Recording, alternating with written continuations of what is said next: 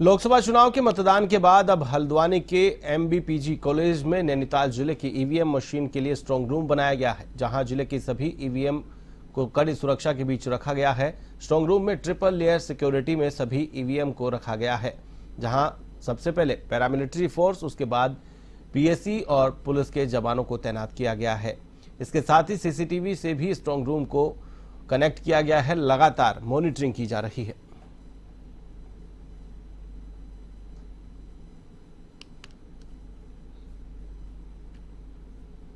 कि MBPG college में हमारे द्वारा 6 विधानसभाओं के स्ट्रांग रूम तैयार किए गए थे।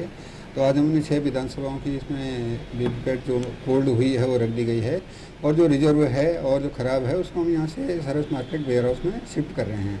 सिक्योरिटी के पॉइंट ऑफ व्यू से सीएपीएफ लगी गई है, पूरी प्लाटून है, उसको ट्रिपल लेयर कहा गया है। उसको जो स्ट्रांग रूम है पहले उसका दरवाजे के आसपास रहेंगे, फिर नीचे गार्डन में रहेंगे, और फिर उसके जैसे हमारे टेंट अभी आज हट जाएंगे कि 10 मीटर की 25 मीटर की एक गैलरी बना दी जाएगी, उसके अंदर किसी को अलाउ नहीं किया जाएगा। सीसीटीवी वहाँ लगा दिए गए हैं, और CCTV control room ground floor में ही प्रिंसिपल साहब के रूम के पास हमने लगा दिया गया है, जहाँ तक कैंडिडेट या पार्टी के अभिकर्ता जा सकेंगे। और यदि वो ऊपर भी स्ट्रांग रूम देखने भी जाते हैं तो वहाँ वो अपने सुरक्षा के साथ और जो महाधिकारी ड्यूटी पर रहेंगे उनके साथ जा करके अपना स्ट्रांग रूम को भी देख सकते हैं। उत्तराखंड से राज्यसभा सांसद व बीजेपी के सदस्य नरेश बंसल प्रदेश के 5 सीटों पर जीत को लेकर आश्वस्त दिखे।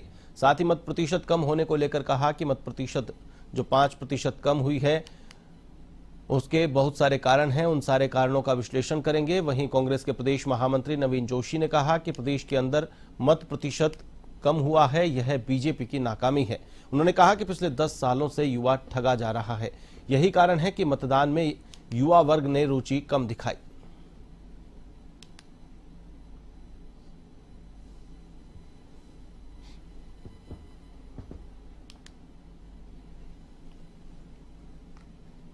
नहीं, मैं ये नहीं कह रहा किसने क्या कहा, लेकिन मैं इतना मानता हूं कि मतदान जो 5% के लगभग कम हुआ है उसके बहुत सारे कारण हैं। उन सारे कारणों का विश्लेषण करना होगा और हमारी पार्टी उसका विश्लेषण करेगी।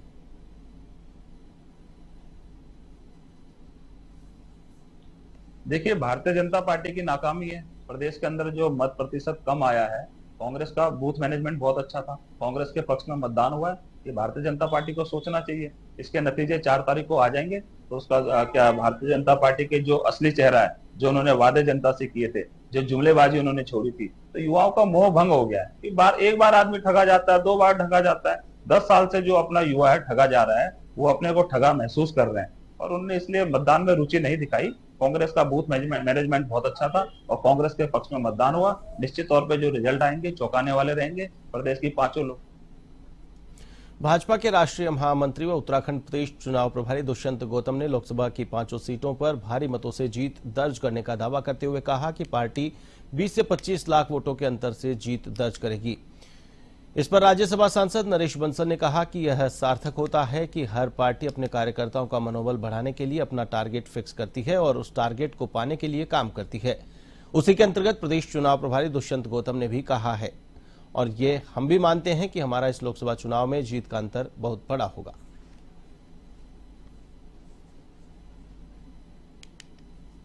ये सार्थक होता है अपने कार्यकर्ताओं का मनोबल बनाए रखने के लिए। हर पार्टी अपना टारगेट फिक्स करती है, उस टारगेट को अचीव करने के लिए काम करती है। उसी के अंतर्गत उन्होंने भी कहा और हम अभी भी मानते हैं कि हमारा जीत का अंतर बहुत बड़ा होगा। लोकसभा सामान्य निर्वाचन 2024 जनपद चंपावत में सकुशल, शांतिपूर्वक और निर्विघ्न ढंग से संपन्न हुआ। जनपद चंपावत में लगभग 51.33% मतदान हुआ, जिसमें विधानसभा लोहाघाट में लगभग 46.65%। तो वहीं इस दौरान जिला निर्वाचन अधिकारी नवनीत पांडे ने कहा कि लोकतंत्र के महापर्व का यह महान कार्य सभी के आपसी समन्वय और सहयोग से निष्पक्ष और शांतिपूर्ण तरीके से संपन्न हुआ।